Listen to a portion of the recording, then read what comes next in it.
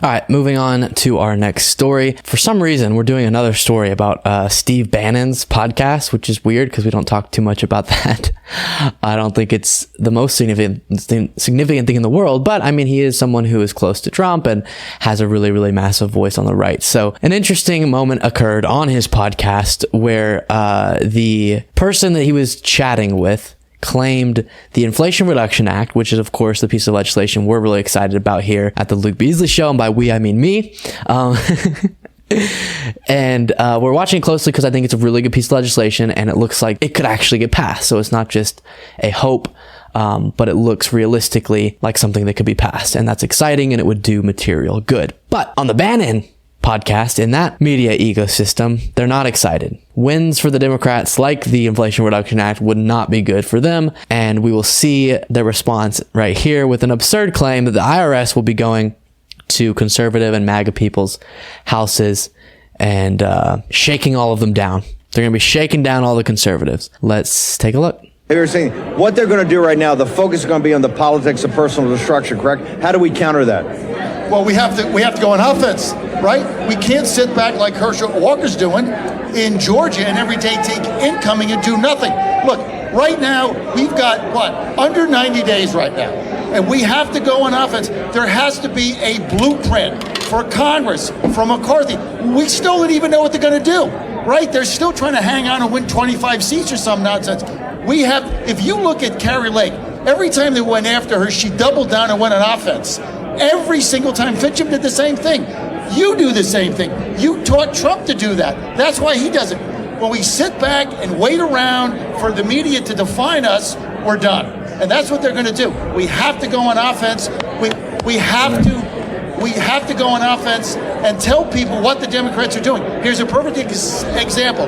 In this bill that Manchin sold us out on, they're hiring 90,000 IRS agents.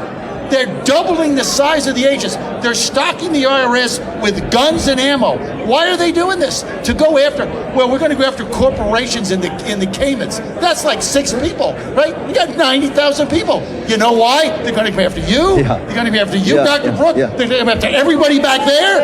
They're going to weaponize the IRS, use the government to intimidate every single Trump supporter and MAGA supporter in America, and we haven't heard a peep out of Kevin McCarthy or Scalise or any of them. Stefan, nothing.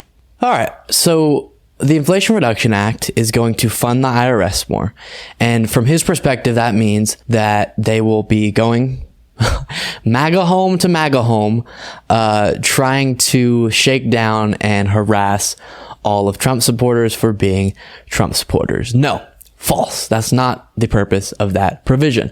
So why are they funding the IRS more, which they are doing, and I'm very supportive of?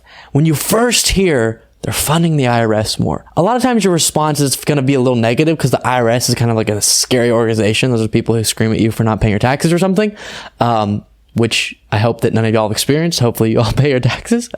But that's kind of the vibe, right? Ooh, the IRS, they're the ones who take our money. But actually, the reason why funding the IRS is a really, really good thing to do is because right now it's underfunded. So what that means is they don't have the resources to properly go after these large corporations and prominent individuals or wealthy individuals who have teams of lawyers who are able to go use every loophole and every little, trick to hide their money from the government. So we don't end up getting as many taxes as we could. There's tons of unpaid taxes that we could go out and get, but the IRS doesn't have the resources to do so. And so, as Vox writes here, the Inflation Reduction Act agreement increases funding for the IRS so that it can up enforcement and go after unpaid taxes. Senate Democrats, drawing from Congressional Budget Office numbers, estimate that by investing $80 billion in the IRS over a decade, it will collect $203 billion. We're making a profit, if you want to say it that way, by just investing more in the IRS. We're not losing that money, we're gaining more tax money. Because if you have a bunch more employees, I don't know if his figure was correct on how many they're hiring, but if they are hiring thousands of more workers, that means you have thousands or more people who can go through and properly audit and properly investigate these larger, more wealthy entities to get all the unpaid taxes that we should be getting from them. Whenever you have less resources, it's a lot more time effective to just go after smaller people because you can easily audit them, easily get their money, easily force them to pay. Larger people who have walls or protections around them, you got to have the proper amount of employees, the proper amount of resources, funds to go after them effectively. And that's what funding them will do. And as the Congressional Budget Office predicts, by investing $80 billion, we will get $200+ billion back. That's amazing in unpaid taxes.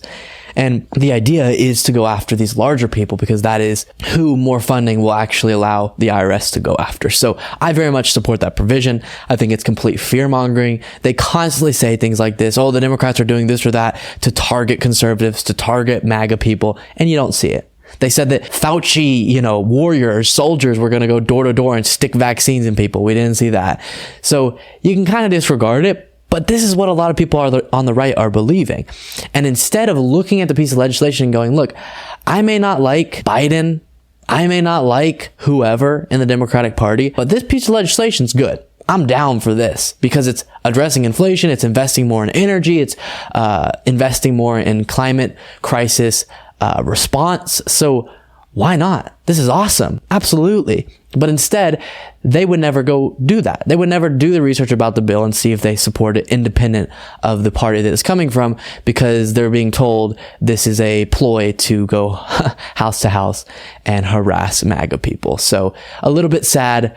But if this is the attacks coming from the right on this piece of legislation, then I think it means it's a pretty good one because they're pulling stuff out of their butt.